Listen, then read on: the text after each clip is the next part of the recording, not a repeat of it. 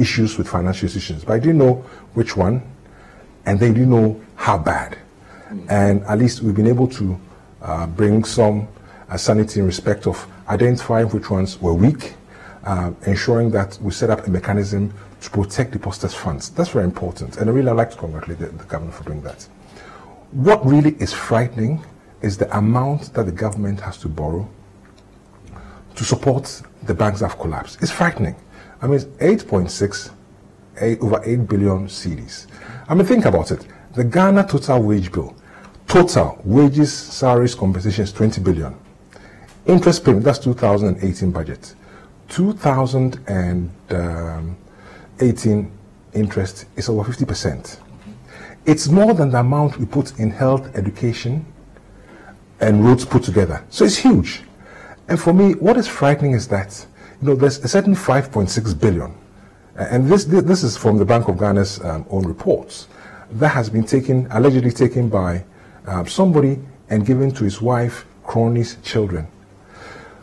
What we must realize is that, and this is the seriousness of it, is that we are the cusp of creating an oligarchy in this country. What do you mean by yes, oligarchy? An oligarchy is where a few people control the affairs of the state. But with this kind of money, they can buy power. They'll buy the media. They'll buy the judiciary. And the rest of us will be slaves, and we cannot allow that to happen. There is no way that should happen in Ghana. My children will not be slaves because somebody stole our funds. So let the matter go to court. If they are not guilty, they should be set free. If they are guilty, lock them up, throw the key in the Odo River. And I've said it so many times, and I'm saying it again. And I'm angry, and we all should be angry. Civil society groups, the media, professional bodies. This is critical. I mean, this is probably bigger than when we had independence. And Parliament should be at it. I mean, this is. Can you imagine if somebody had there had been a bank failure anywhere in the world? Well, let me use the Western world, where over 10%, the government had to borrow over 10%, nearly 15% of its income to shore it up. There'll be demonstrations. My children will not become slaves in their own country. And if we want to know how an oligarchy looks like, we should go to parts of Eastern Europe, or we should go to parts of Central America. It's not going to happen. Why should my children be slaves in their own country if people really, really have stolen money? That's not possible. And the governor, until the prosecution, the process starts for prosecution, then the job is not being done. I mean, then why so now I've started? Yeah, I get the anger, but a lot of people do not seem to understand this thing. Can you break this down for us in layman's terms? What exactly did these banks do that has led to us owing $8 billion Ghana cedis? Okay. Some people, they might think the government is going to pay 8 billion cedis. Well, it does not concern me. It is government's money. What exactly is the problem? Okay, and I think it's our responsibility to deal with this matter, and all of us must communicate in a language that everybody will stand. So these banks went to the government, most of them, and they said, we are in trouble. We need support because we probably have done business that hasn't gone too well. So help us with some money. The government took our money, which is taxpayers' money, gave to the banks. And the banks, instead of using it to support their business, they shared the money amongst their wives, children, and cronies. So what does it mean? We are left with a hole that every Ghanaian has to pay for. And the amount is so big. It's as if every Ghanaian child, adult, old person, we took over 200 cedis out of our pockets and gave it to them over the last year. But think about it. We're going to China cap in hand. I mean, Ghana at the moment, we'll talk about the economy later, and we're looking for 10 billion cedis. And the 10 billion cedis really is the silver bullet. And we're having to borrow over 8 billion cedis to support failing banks. The banks have not failed. The banks have not failed. The banks have been brought down by greed and recklessness, and people must be made to pay for it. But these people have been coming out with defenses, Mr. Thompson. They've been talking about them. They are saying they did not owe. The banks of them said they are paying. Everybody seems to have a defense for what happened. Well, I'm only going by, first I'm going by what the Bank of Ghana said in its press release, which showed that people are giving money out that shouldn't have gone out. Secondly, they should go to court and let the legal system decide. We have a properly constituted judiciary. Let them decide how the matter should be, let them judge the matter. That's all I'm asking for. That's all. But what I'm saying is that we should not allow an oligarchy to be created in this country. In any case, probably half the money has been taken overseas anyway. Do you know how much a billion, how much 2 or 3 billion cedis is in dollars? It's a lot of money. I mean, we went to Ghana's IMF. For 3 years, went to IMF. They came here, gave a whole list of conditions. $975 million. Whole list of conditions. Everything was IMF. Even assume it's $1 billion, multiplied by 5 billion. But the money was, we had that money in Ghana. And some people have taken it. It doesn't make sense to me. And the worst thing is that if we allow this money to remain in the hands of these individuals, they'll use that to control the country, and the rest of us will be slaves. And we can't allow that. So your point is, let's find ways of collecting this money. Look, everybody must, from the, I would like to hear the president say something about it. Is that serious? I'd like Parliament to reconvene. Is that serious? Because we need to attack it aggressively, or we shall all be reduced to slaves. This is the beginning of what an oligarchy looks like until we deal with it. I mean, if you think about South Africa before they had independence, where 20% of the people controlled 8% of the population. In Ghana, it's going to be 0.0000001% of the population control the 30 million of us. That's not possible. With our own money, my children will be slaves? No. The president must make a statement about this. Parliament must reconvene. We must find a way to get the money back, because this fundamentally undermines the society we're trying to create. Everything's gone. In your estimation, could the Bank of Ghana then have done better?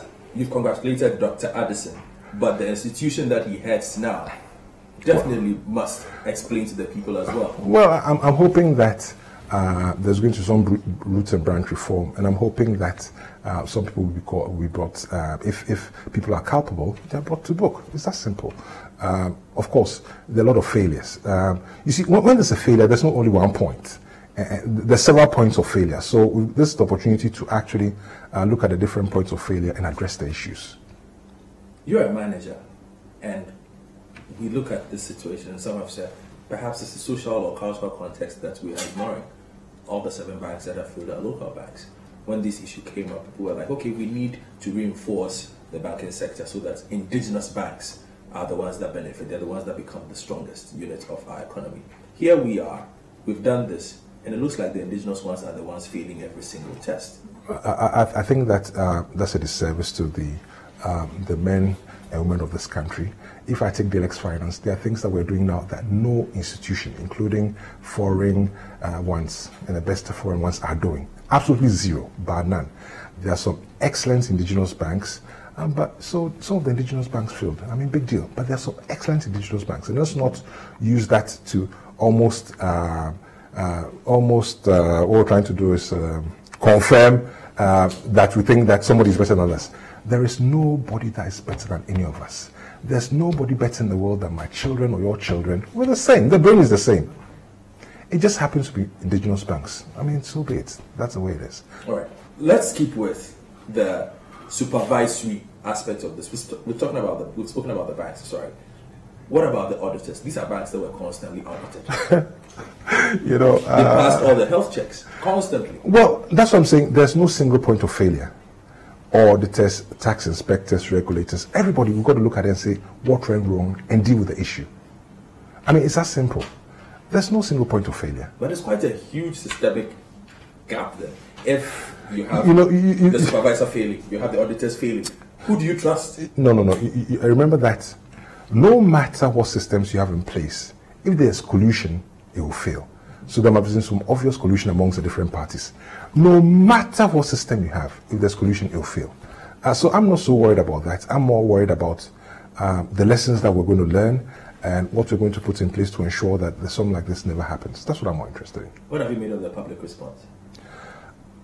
It is my responsibility, your responsibility, civil society's responsibility to educate the public on the issues and remind the public that we're the cusp of becoming an oligarchy, and explain to the public what it means so that they put pressure on the people that be to ensure that our children don't become slaves. That's the most important thing. But you've got to remember that we have a public that is generally gullible about financial issues. But somebody being gullible about financial issues doesn't mean that you have a right to take advantage of them. No, it doesn't mean that. But our responsibility is to educate. And I'm going to make sure I'm educating. I want the media to educate. I want civil society groups to educate. I want the churches to educate. We all have to deal with this matter. It's that big. Now, in looking for answers, Mr. Thompson, one body comes to mind, Yoko. And last week, the Bank of Ghana, even though they didn't say it directly, indirectly through a source to the Daily Graphic, said, look, last year we handed over a food dossier on UT and Capital Bank. They haven't done anything about it. Well, I mean, Yoko is the one that has to move this forward. I'll say this directly to the governor. In Dalex, our strategy for the next 3 years, you know what we say? Only results matter. We are not interested in Yoko. We are not interested in Attorney General. The governor must make sure that people are brought to book. Full stop. So what are we supposed to do? Only results matter. That's it. So far as you're concerned, he has to do what needs to be done. He has to make the phone calls. I know somebody who is very close to me, and she used to do a lot of activism. And I said, how do you get the IGP to talk to you? When you're going on demonstration, you're taking your shoes off, all those things. He said, Gwamna, what I do is that when I wake up for about a week, I go and sit in front of his office every day. What else are we going to do? Only results matter. The governor must pick up his phone. He must go to Roko. He must go to... what are we supposed to do? What am I supposed to tell my children 25 years from now that you are slaves because, when the governor took the case to Roko, they didn't respond? Really, please. Only results matter. That's it. You're in the financial sector. I'm sure the reverberations are being felt in the sector that you are in, both within and outside. What are people saying? Especially, let's take the outside view, then we come inside. What are people telling you? People are surprised. I don't think anybody expected, we knew it was bad, but we didn't know how deep it was. They're surprised. Inside, we're still dazed. A lot of people don't really understand. They understand, but they don't appreciate how serious it is. And obviously, because the governor has done a good job by protecting depositors' funds and there's not been any run in the banks, everything seems on the face to be normal. But there are serious issues that have to be dealt with. They are very serious issues. Because think about yourself as an investor, and every country needs foreign investment to develop. How this matter is prosecuted will determine whether or not you bring money to Ghana. Because if it appears that you have a judicial system that favors the rich or the privileged, who's going to bring their money here? Because if they get a case and it goes to court and it favors the rich, then they are finished. In any case, they've got to know that we have a legal system that is fair, we have a system that will adjudicate, and we have a system that will, pronounce a judgment that's credible. That's the most important. So it has huge ramifications for the country going forward. In any case, as well, how the institutions behave would determine which paths the institution will take. If the institutions don't deal with it properly, all institutions will now take a certain path which will be to the detriment of the majority of Ghanaians. So it's important that we all get involved and make sure the right thing is done. It's huge. And on the confidence side of things, this is a country that has been struggling to increase its banking numbers, like the number of the bank population, that is. Has this diminished the confidence, you think?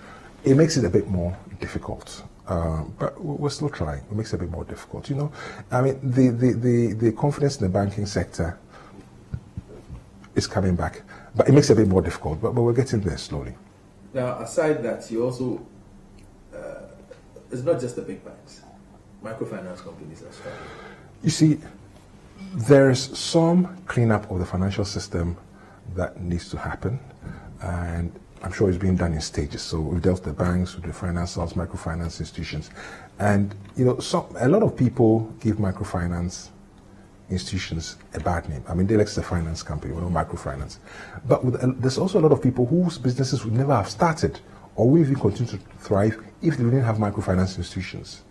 So we've got to be very careful, to lump all of them in the same, paint all the same brush. There are good ones and there are bad ones.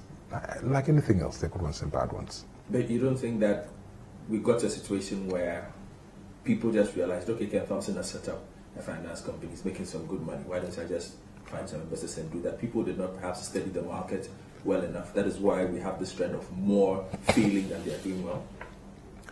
It's more to do with some institutional frameworks which the businesses probably are able to take advantage of or not able to take advantage of. Of course, there'll also be people who should not be in the business that will jump on the bandwagon. But we need to have a system which allows those that are doing well to prosper and those that are not doing well to die. That must happen. You don't think we have too many? I don't think we have too many. I don't think we have too many because they all serve a certain purpose. It's maybe how they operate. Probably that's where we have an issue. But I don't think we have too many. On my drive here to your office, I drove past 4. You see, that means there's a demand. That means there's a demand for finance. Unfortunately, now nobody's giving SMEs finance, but there's a demand for finance. So it's not to do with the number. It's to do with how they operated and also the cost of money. And the cost of money is not their fault. Money is expensive. But there are those who've also said, and there's a lot of literature on this, correct me if I'm wrong, that over the past 5 or 6 years, we've seen huge growth in the banking sector and the microfinance sector. But we've not seen growth in the proper economy. It seems like the growth in banking is not helping the economy grow. Have you seen this? I don't have the information. You see, the banks have grown. The finance sector has grown. Mm-hmm. The banks have tended to finance, huge government contracts. Mm-hmm. So that's where growth has been. SMEs really haven't received much money. Why? Why? Because they're too risky. They're too risky. Nobody will give money to them. You can't find them. They divert money. They don't keep good records. The interest rates are so high that will kill them. They're too risky. But they are the engine of the economy. These are the ones you need to survive. The little man. Who fights for the little man? Is it my fault to set interest rates? Interest rates is supply and demand. If money is expensive, it's so big. Money will be expensive. I buy money at say 22%. I'm going to sell it for more than 22%. But I know that 22% already is high. But that's the market dictating it. It's not Ken Thompson dictating it. What I'm saying is that the reasons why micro SMEs don't get money goes beyond even the cost of money and the availability of finance. Remember that the government is the biggest spender. Mm-hmm. Over the last few years, the government has no money to spend. The government is broke. The government is the biggest employer. The government is the biggest contractor. The government is the biggest purchaser. The government is the biggest everything. So the government has no money. There's no money filtering down. So SMEs will suffer. That is the issue. But that should not be the issue. You should find ways of, you should find creative ways of making sure the money seeps down. That is why people accuse finance companies of excessive profiteering. Sometimes, some people I have discussions like I have with you, and I say, okay, so I have this gentleman who is, I don't know, is making palm oil, mm-hmm. and you have given me money. Should I give it to him? They say, oh, no, Mr. Thompson, no, my money, don't give it to him. It is what it is. If you don't have an economy that is growing, is thriving, people are spending, businesses will suffer. If businesses are suffering, nobody will give them money because they can't pay back. And remember that these are depositors' money. The number of people that come up to me and say, Mr. Thompson, I've got all my life savings with you. You'll be amazed. These are people's money. You can't mess up people's money. You think I worry about growing an economy? I worry about making sure my depositors' money is safe and doing things that will allow me to get the money back. That is my primary concern. That's selfish. I am selfish. I'm a businessman. I have to protect my depositors' funds. Then a lot of bankers are thinking like you, Mr. Thompson. Well, so are you surprised in the situation we have? No. I haven't taken government money and given it to my wife and cronies. I have taken depositors' money and I've put it in things that will give me a return so I can pay their money back and protect their money. That's it. But that's business. Business, it's like water. We always find a way. We'll always go where there's a return. And that's the point I've also made in the past. People talk about Ghanaians being risk averse. We're not risk averse. Show us the opportunity, provide the incentives, we'll invest. It's that simple. All right, then we are talking to the CEO of Dalex Finance, Mr. Ken Thompson, discussing the banking crisis, Ghana's economy, and also a look at himself. Face to face. We'll be right back.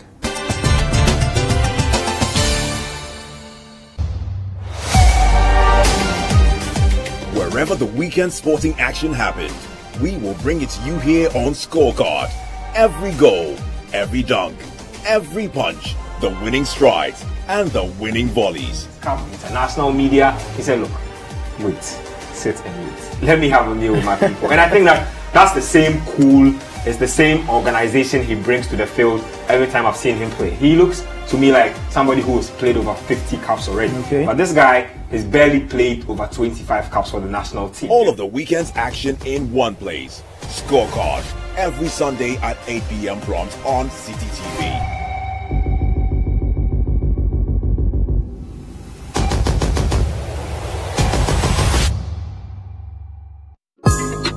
Every Thursday night on City TV, you're welcome to join women from different backgrounds and opinions as they weigh in on your relationship issues. Watch Sister Sister as the ladies get real with issues about love, marriage, betrayal, sex, dating, trust, finances, and more. Sometimes some of the guys are like, oh no, they want to wait before they get married. So that little question is like, oh, I'm saying, hold on, ladies. What if she does, or they kiss and all of that? And still nothing. That's it. If he really wants you like that. You see, so it's like, join Jessica and her sisters for City TV's all-women talk show, Sister Sister, every Thursday at 7 p.m. Also, live on 97.3 City FM.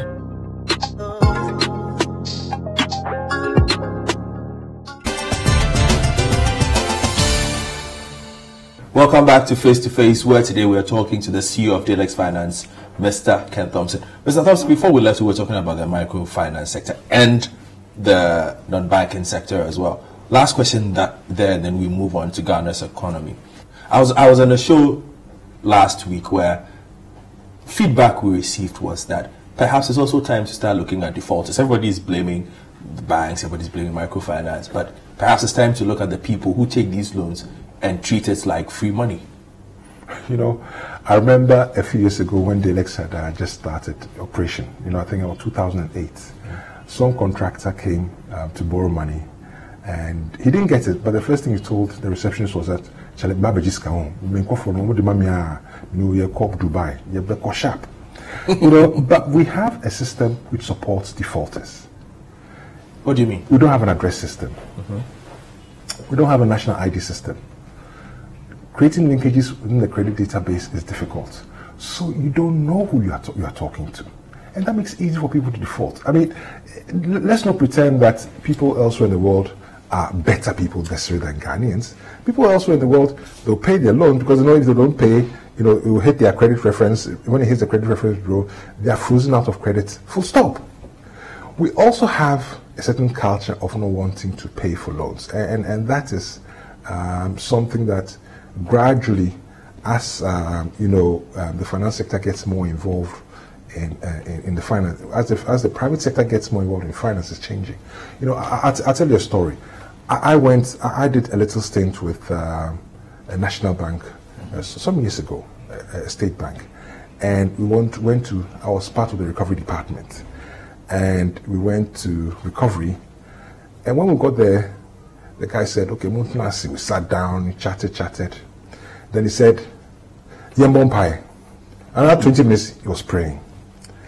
Then he says, Any Amanier? I told him what we were there for. They said, now Mr. Uso Banco? He said, no. Mr. Adi, Mr. Kwachuho? He said, no. He didn't pay. That's a cultural thing that we're carrying through, but the change is becoming more difficult because we don't have an infrastructure that supports people, that ensures that people will pay back. That's an issue.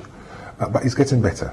It is improving. It has to improve. It's getting better. You have run some pretty dire commentary on the economy. Since March, you've said Ghana is broke.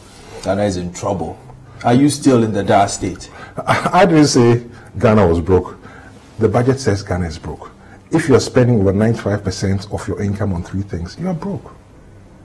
You are broke. What are we spending the money on? Wages and salaries, interest payments, and statutory deductions. You are broke.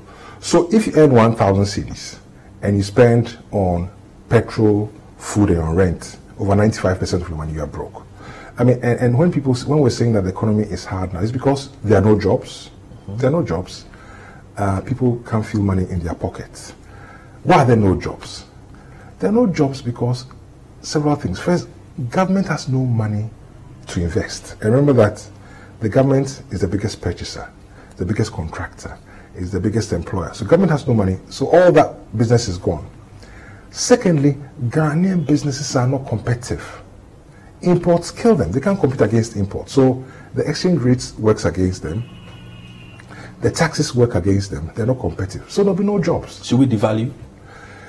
We should manage a devaluation and put the money, because we support the cedi, and put the money towards the productive sector. And I've said the silver bullet is agric. That's what we should do. What else are we going to do?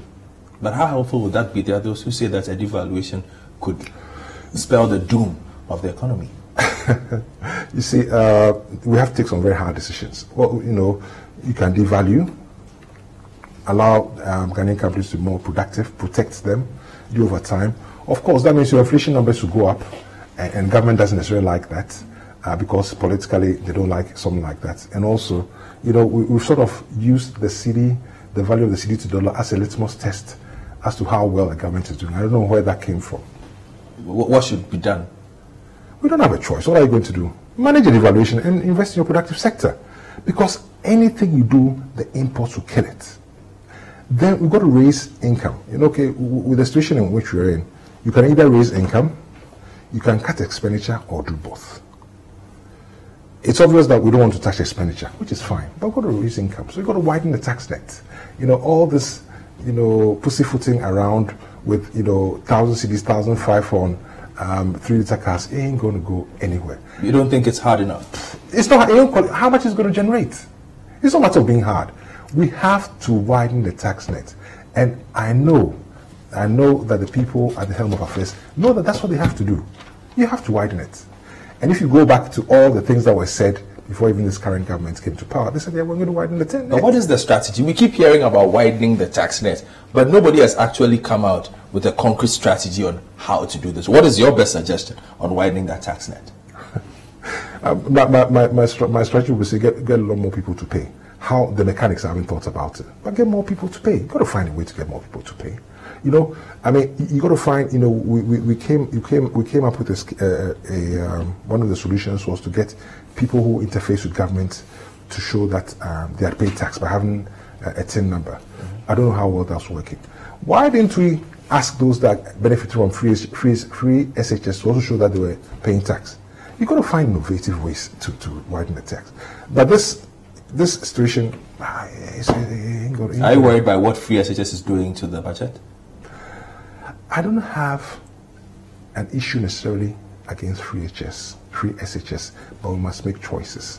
You got to remember that because you are doing free SHS, you don't have beds in your hospital. You got to remember that because you're doing free SHS, your roads, they are deteriorating and can't do anything about it. You got to make choices. Life is about choices.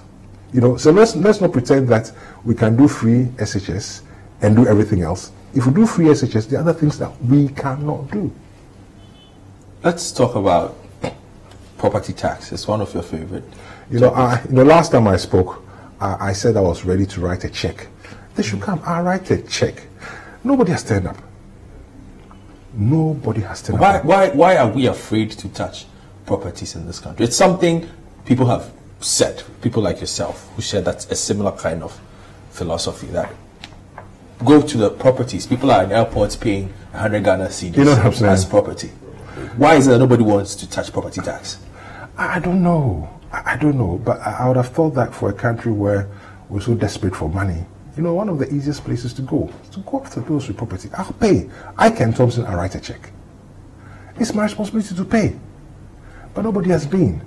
And why? You see, to develop, there's a certain distraction that takes place. To develop, all businesses will have to collapse and new businesses come up. And, you know, we seem to be struggling with how to deal with that. Even if you look in history, you know, the Industrial Revolution set the English on a trajectory of prosperity. At the time they started introducing machines, there were people called the Luddites that went around to smash the machines.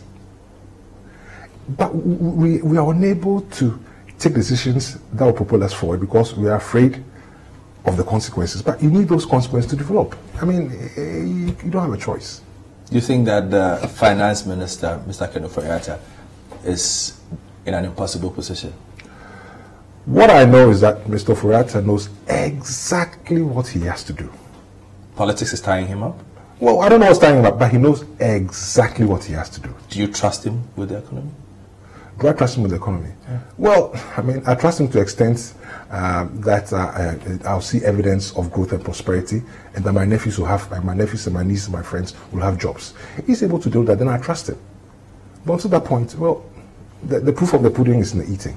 But at least you are an expert. You are someone who, when you speak in this economy, people listen. Do you see positivity? Is there hope? Is there hope? Well, you say you've got to keep hope alive. You know, I'm not giving you a direct answer because I'm thinking, well, I mean, he knows what he's supposed to do. We should do it. We shall all see it. I mean, what am I supposed to do? I don't need to endorse him. And the president is his boss. The president endorsed him. He should work, and we shall see we shall judge him based on the results. That's it. I'm not going to, you know, I don't know. Speaking of the president, he's in Kumasi on a tour, saying a lot of interesting things. One of which regards the IMF. He says, when Ghana's term ends at the end of the year, we will not return to the IMF. What do you make of that statement? It doesn't mean anything. So what does it mean? You see, I mean, we have used the IMF as the IMF is a red herring. How so? I tell you, you are broke. So you come to me to borrow some money. You say, I'm broke. Give me some money to tide me over. That's okay, no problem. If I'm going to tide you over, I've got to make sure that you can pay my money back, and these are my terms. You say, but you come back to me and say, well, you know, I still want to drink 5 bottles of beer. And I say, no, okay, you can drink 5 bottles of beer, but only 2, and the rest you pay cash. It's not a big deal. I mean, the IMF did not beg us to go to them. We said we were broke. We said that we needed money to tide us over. They gave us the money. They gave us the conditions. Why are we blaming our issues on IMF? The issue with Ghana is that our businesses are not competitive. They're not competitive because the cost of doing business is high. They're not competitive because the exchange rate, the rate is at the wrong number. And unless these are adjusted, we're not going anywhere. That's the crux of the matter.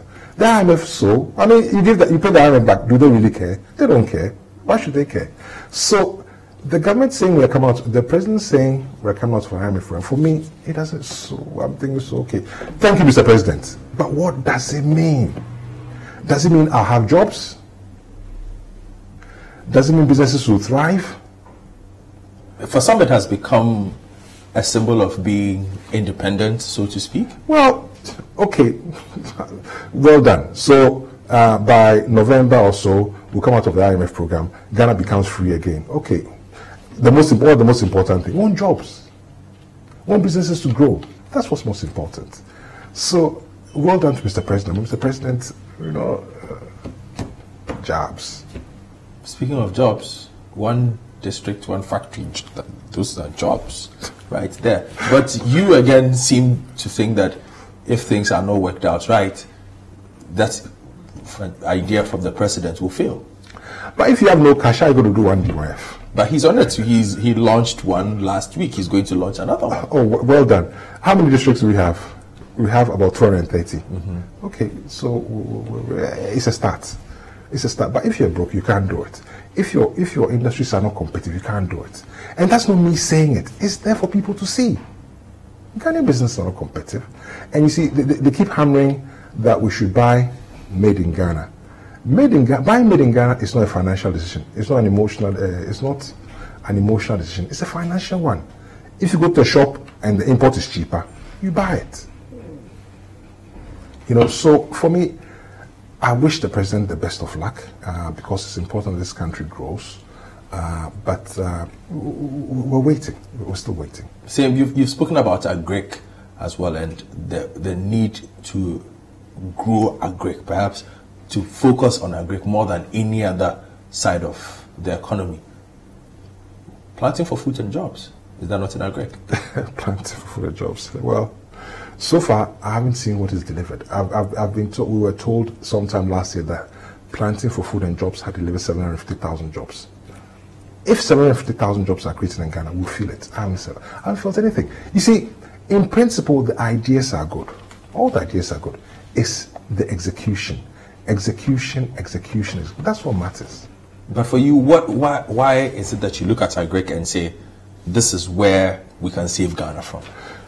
You see, agric is where we can be competitive.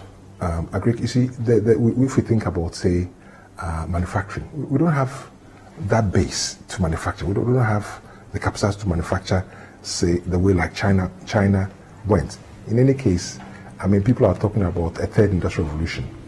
We have the land, we have the water, we are close to Europe. Sure, farm. That's all it is.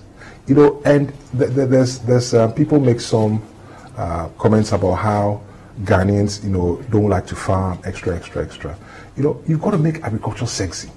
You've got to make it so that young people want to go into agriculture. But for so long as agriculture is associated with a hoe and a cutlass, nobody will do it. We are still speaking to Mr. Ken Thompson of Dalex Finance on Face to Face. When we return, we'll find out a little bit more about Ken Thompson, the man, and what drives him.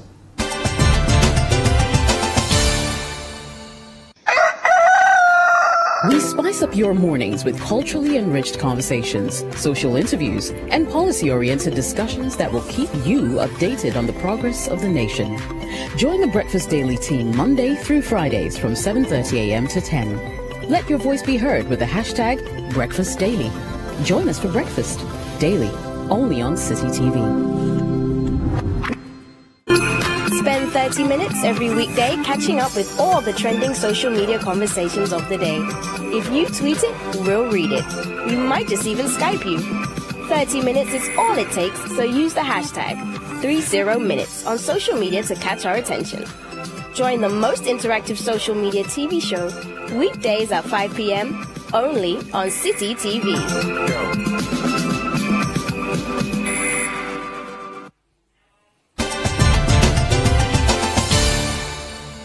Welcome back to Face to Face. And Mr. Thompson, you know, I've enjoyed the conversation so far, but a lot of people simply hear you on radio discussing money and accounts and whatnot.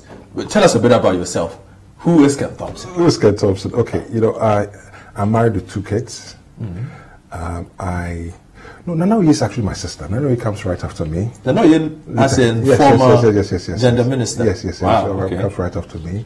Then I have twin brothers and another one. I come from, you know, for me, the women in our family were strong. I mean, what I remember is my grandmother was strong. My mother was absolute no nonsense. And I say that I grew up, I was a lactogen child. You know, you're too young to remember lactogen, but I was a complete lactogen child. You know, they'll dress me up, I'll go to church, I'll go to Rex Cinema, I'll go to Kingsway. That's how I grew up. You want to call it Daddy B? Well, no, we used to call it lactogen child. I think that for me, I've been extremely lucky in life. When I look back, I've been extremely lucky. I've learned a lot. I've met some very good people. I think that it's my responsibility to share what I know. It's my responsibility to invest in the young people. It's my responsibility to build a team. It's my responsibility sitting as MD of Dalex Finance. Every day I wake up, I say, one day, and that one day could be this afternoon. Somebody will say, Mr. Thompson, so as MD of Dalex Finance, what did you do? And I'll be able to give an account of what I did. Because I think it's a huge opportunity. We're doing some things now that, as personally and as a company, I never thought we would do. And I'm driven by results. I mean, my staff will tell you the only thing that I'm interested in is results. You know, recently we've had a strategy session, we had a strategy reviews of all the departments. So we have a plan of all the actions that need to be done, and I've got one of my staff to monitor it. You know, we have a whole team that does monitoring. And I said, Ebenezer, give me blood. He says, Mr. Thompson, I'll give you blood. And that's what I need. I need a result. But Did you set out to be an accountant? You see, one thing that amazes me is that, you know, when I was going to school, and I say that I failed my A-levels. My first A-levels I failed completely, and I really failed. Second, so I got 1 C and 3 E's, and then my next one I got an A and 2 B's.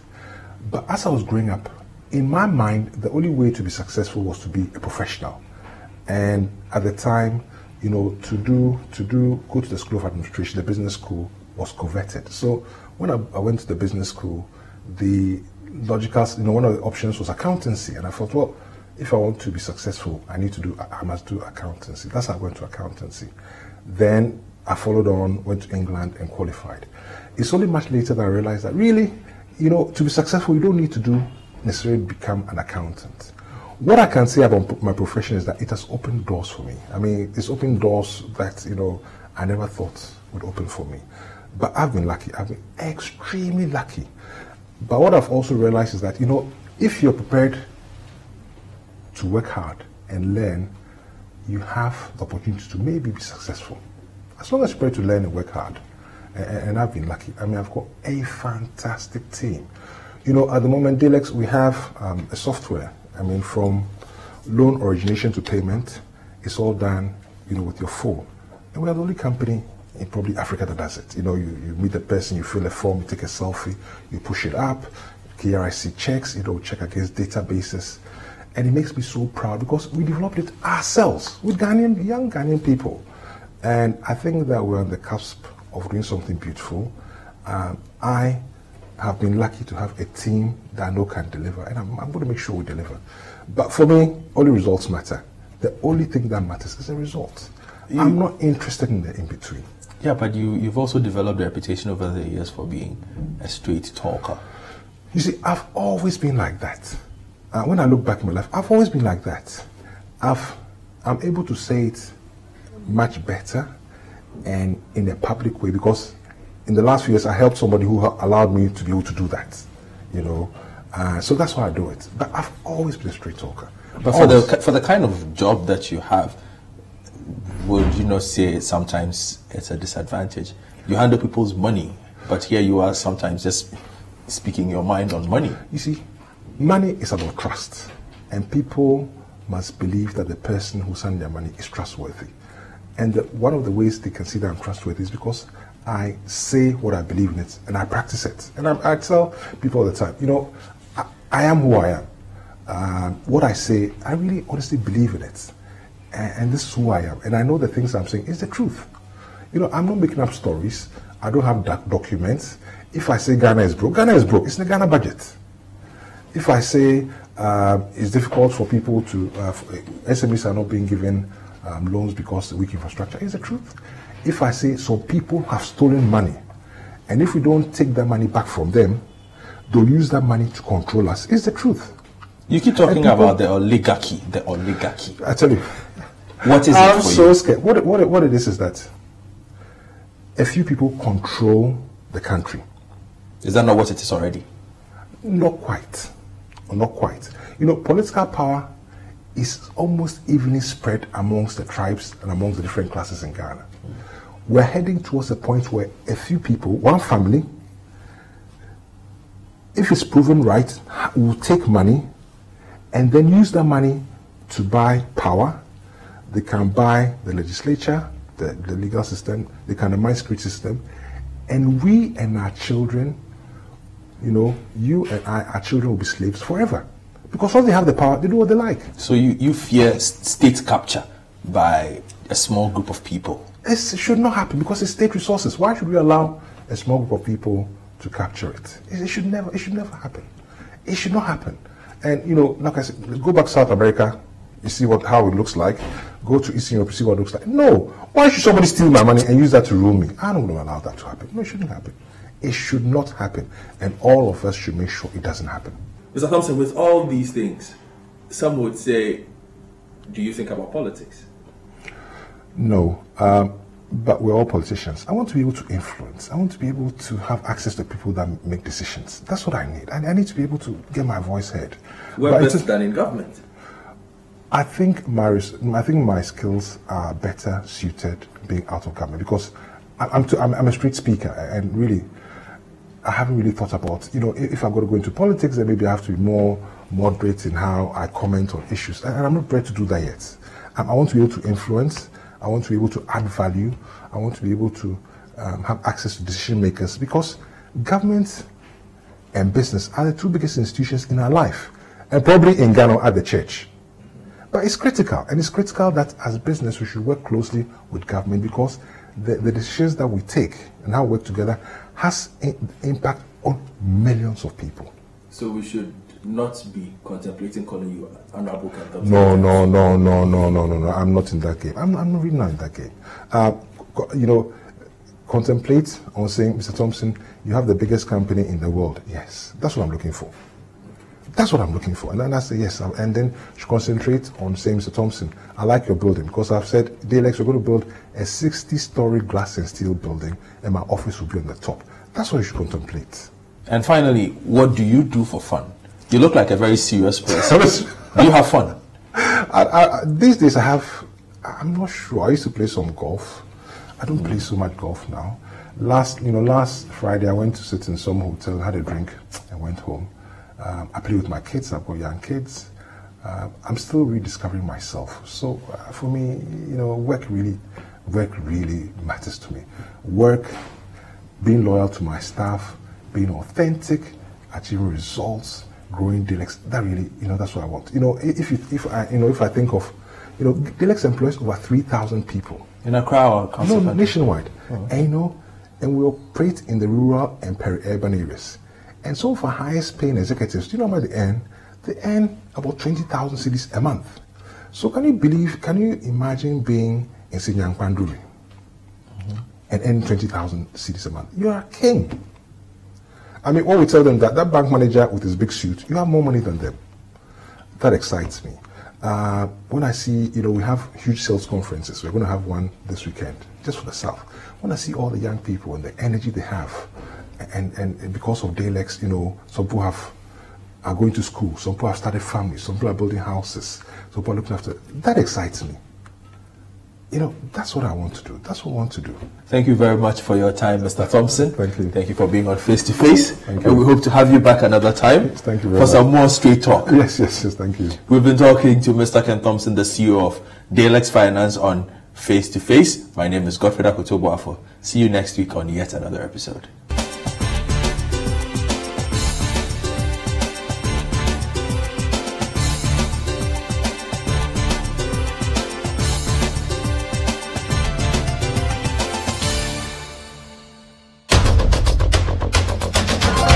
Tune in to The Point of View, Mondays and Wednesdays at 9 p.m. as Bernard Avlet takes the news further.